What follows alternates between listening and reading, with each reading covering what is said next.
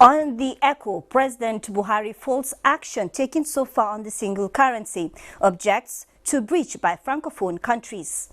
World Bank approves power sector recovery operation. Also, airlines express readiness to resume operations, just as global stock markets fall. This is Business Express, reaching you on the network service of the Nigerian Television Authority, the NTA. We are reaching you from Abuja, Nigeria's capital. I am Amina Nujain. Welcome to the program.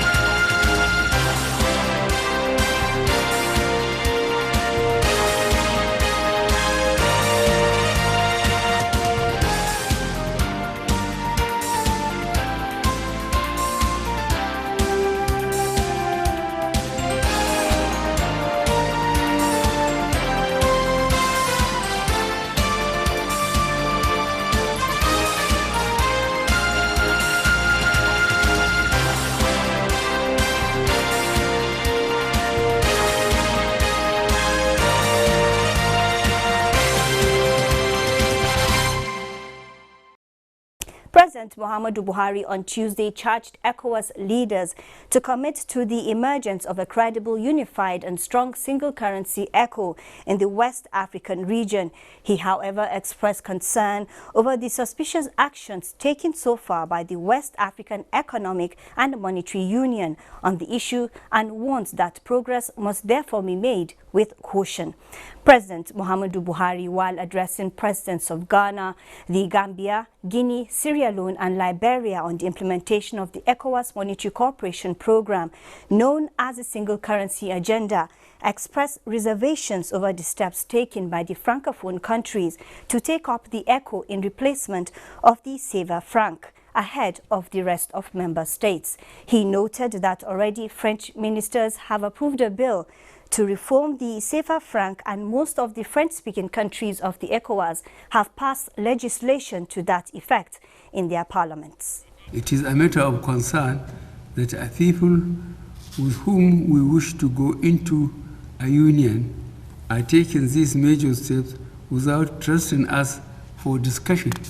We cannot ridicule ourselves by entering a union to disintegrate potentially no sooner than we enter into it. We need to be clear and unequivocal about our position regarding this process. We must also communicate same to the outside world effectively. Now, many experts have come out to agree with the president's objection to the alleged breach of agreement on the single currency program for West African countries by the French-speaking elements of the ECOWAS. We have an economist, Dr. Sam Amadi, on the telephone for his opinion. Hello, Mr. Amadi, are you there? Good afternoon. Right, thank you for joining us. The president has registered some reservations concerning the ECO. What are your thoughts on the president's thoughts? Well, I think the president was right to have spoken about the need for credibility in the process, the need for consensus, and of course of sustainability in the march towards monetary integration, especially with regards to single currency. And the fact that the French-speaking Francophone West Africa has continued to go ahead with the ECO base backed up by the CFA France is it kind of constitutes a disruption to orderly progression. So the president's concern about credibility, legitimacy, and sovereignty, consensus, and then the idea of sustainability is an important concern at this stage. Coming from the experience of the euro with Greece as a talking point, as an example, what benefit would a single currency be to a region? The experience of European Union and the Union tells us that integration and single currency would help with trade flow. Africa, particularly Africa and West Africa, intra-trade in the region has been very low, and no region has developed. The experience of East Asia tells us that we need to have greater intra-regional trading. So the single currency will help to fast-track, presumably, inter-African trade. It's going to help with reducing transaction cost of transaction, and then convertibility. So it helps, but the problem is that there will be, like in EU, what you saw with the European Union, I will see that some of the countries, probably there will be inequalities. Nigeria has a dominant with 71% of the gross national product, about 52% of the population. Nigeria stands to benefit more, and that has created some fear with Anglophone, Francophone Africa, because the idea is that Nigeria has a stronger dominance, even greater than Germany. We saw the EU that Germany benefited most, strong economy. Greece, that was a weakling, suffered. Again, if you look at the criteria for convergence, issues around inflation rate, deficit, budget deficit, external reserve, and so on, not many African countries will meet up with that in 2020. So the idea here is that Nigeria might prepare. It's better for Nigeria to have an echo that is neutral. Okay, Mr. Amadi, let me come in here now. I'm talking about the Francophone countries already going ahead of the English-speaking countries. With the English-speaking countries, would you say they are coming late to the party? Well, in a way, yes, they are going. Francophone are going faster because don't forget that they had their own union, they had their own monetary union before 2002, when we went to the West African monetary zone. So the idea is that they're already planned, they're already unified, and they prefer the stability that France gives them. So yes, they are moving faster. The Anglo-West Africa are coming slightly late, but the critical thing is to be sure that we do the right thing before we converge. So I think that yes, they are faster, but Nigeria shouldn't. Nigeria is trying to call for a delay so that we can clarify the criteria and we ensure that all the fundamentals of convergence are there. So yes, they are faster, but in this kind of issues, faster is not the best. You have to be sure and orderly. Okay, Mr. Amadi, one last one. Now, what steps do you think member states should take with emphasis to Nigeria to ensure sustainability? The first thing they have to do is that the Nigerian government, Nigeria is a dominant party in West Africa in terms of both economic scale of the economy as well as population. So Nigerian president and Nigerian government has a responsibility to reassure, especially the Anglo-Francophone West Africa, reassure them, number one, bring back everybody together to pursue the agenda of a common currency, maybe by this year or maybe early 2021. And then the question is to look again at those criteria for entry, the 4 fundamental and the 6 subsidiary criteria for subscribing to the common currency. So Nigeria should lead now. Reassurance is important, political reassurance, because some of the Francophone West Africa seem more comfortable with the stability that Franc-backed CFA gives them. So they are thinking more of using the CFA as a financial backstop for their currency. But Nigerian government has to step in and give assurance and bring everybody together so that we can have safe transition to 2020 or 2021 by the time we all sign up to the ECO as a fixed currency, either ECO benchmark to Naira or ECO that is neutral. Thank you, Mr. Sam Amadi, for your thoughts. Thank you very much. As COVID-19 threatens lives and economies worldwide, attention is being drawn on the need to support micro, small and medium enterprises, MSMEs, in view of their strong contribution to livelihoods, communities and economies in the midst of the pandemic. Muplang Dakok reports that this was stressed at a press conference as part of activities to mark this year's World MSMEs Day organized by the Small and Medium Enterprises Development Agency, SMEDAN, in Abuja.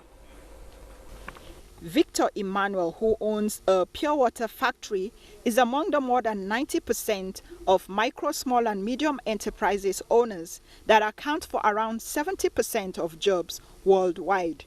It is in recognition of businesses like this that the United Nations in 2017 adopted the 27th of June every year as World MSME Day. The coronavirus pandemic, however, is not allowing MSMEs to breathe well this year, which is why the Small and Medium Enterprises Development Agency, SMEDAN, is celebrating the day early, recognizing the huge impact of the pandemic on MSMEs in the country, in line with the global theme, COVID-19, the Great Lockdown and its impact on small businesses. If you look at Nigerian economy now, compared to other economies, you will see that Nigerian economy is still doing better than other countries. This is because largely of the positive attitude of the Nigerian businessmen and women. MSMEs Day 2020 is also dedicated to raising awareness on the need for greater investment in MSMEs. I also want to call on the CBN to maybe think of increasing this palliative 50 billion. I think maybe in a very short time, the MSME will exhaust the 50 billion. And I think they should have had additional money for MSME because we are still under the lockdown and we are still under restriction in the country. Director General of SMEDAN is using the day to encourage the likes of Victor to key into the CBN COVID-19 fund and other similar funds. On fiscal matters, the International Monetary Fund says Nigeria's major fiscal challenge is the very low revenue and not so much of its debt profile. The IMF says the low revenue led to a low debt servicing capacity and limited funding for critical sectors such as education, health and social welfare. IMF's mission chief and senior president representative for Nigeria, Jasmine Rahman, said this at the webinar hosted by the Nigerian Economic Summit Group Fiscal Policy Roundtable and Tax Investment and Competitive Policy Commission. The IMF considers Nigeria's public debt stock average at 29% of its gross domestic product as of the end of 2019, when compared to emerging and developing market average, which is about 53% of GDP. Global liquefied natural gas market LNG is under threat due to coronavirus pandemic that has forced demand to collapse. This is compounded by the extremely low prices which has forced traders to keep the LNG in terminal tanks. LNG has been a major source of revenue and foreign exchange earnings for Nigeria. Now, already the federal government has reduced expected revenue from its LNG dividends by 35% to 80.3 billion naira in 2020 appropriation law. No doubt, Nigeria needs those good old days of higher dividends. But how soon can this happen? A Professor Emeritus of Maritime and Petroleum Economics, Oluomi Iladari, joins us today. Now, the global lockdowns is obvious reasons for the glut in the liquefied natural gas. What exactly is happening to Nigeria's gas? Well, the only source of natural gas for foreign exchange earnings is the LNG and the liquefied natural gas. And the global world market is in glut right now. And so because of low economic activities globally, so the demand for gas, the global market is low. And so you have a soft market for LNG. And that's why Nigeria needs to think in a different manner with respect to their resource development. This idea of policy that are geared towards foreign exchange earnings should be discontinued. Even agricultural products, everything we think in terms of exports, whereas we have a big market that can really power activities in Nigeria, and gas is the transition fuel that we need to develop for domestic market, not just. So even if the world is having problem with market, if we have a gas dependent economy for domestic gas utilization, the economy will actually catapult, in my opinion. Okay, what would you say Nigeria needs to do in this situation? Because we are desperately in need to show up revenue at this point. Well, I understand where we find ourselves, and that's why I'm an advocate that what grows an economy is not money, but investment in infrastructure. What we need money for, which government is going about looking for money, is to sustain concurrent expenditure. But that will just put us more in the hole. Let me quickly add, if we need more money now, the tax base has to expand. That means your bases and sources of income must come from people paying taxes.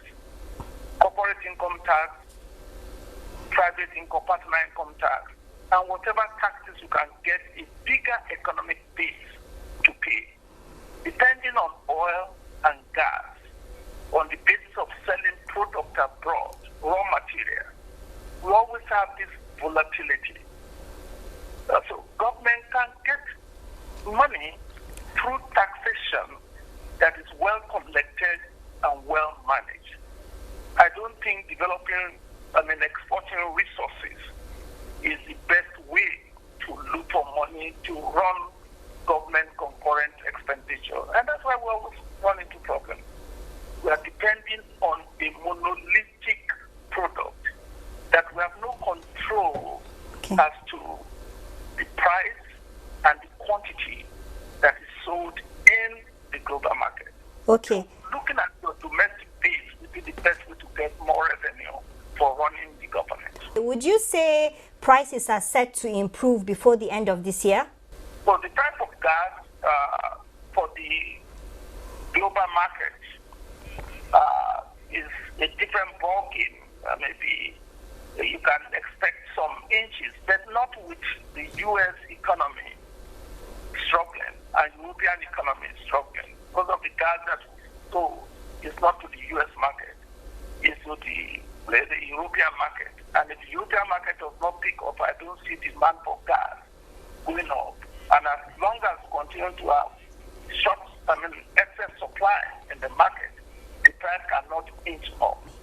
So I would not think we can continue to depend on export as the basis of sustaining our economy. That's why I continue to be an advocate of using natural resources to grow domestic economy. That is, natural gas production should not be for revenue generation, but gas should be looked at as an input of production to expand the economy. All right. Energy consumption grows an economy, not energy production. Okay. Thank you, Professor Oluwumi Iledare, for your thoughts, and thanks for joining us on the program today.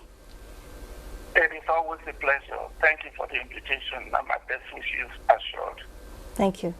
Well, from the Nigerian Stock Exchange, midweek trading show a depreciation of the OSHA index of 0.38% to close the day's session at 24,655.05 basis points.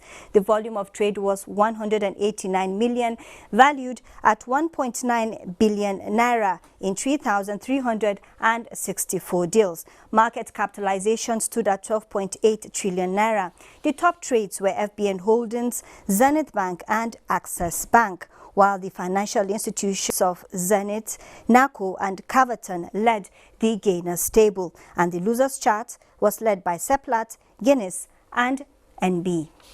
On the global scene, stock futures fall as Nasdaq Composite records new record. Bosede Abel has details. Sentiment continues to shake in early trading of 24th June by an uptick in the number of COVID-19 cases all over the world as economies emerge from lockdown. Stocks in Asia swayed as Hong Kong listed shares of Chinese tech juggernaut Tencent slipped from record highs seen early in the day. Hang Seng Index closed 0.5% lower at 24,781.58.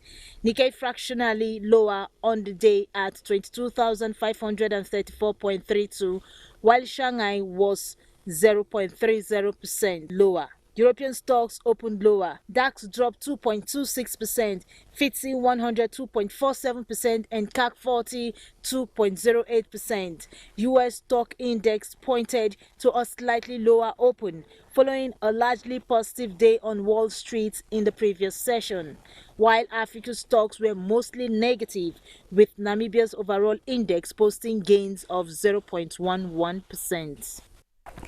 Now, the federal government is set to upgrade the country's commodity exchange with a view to generate more revenue through marketing of agricultural produce.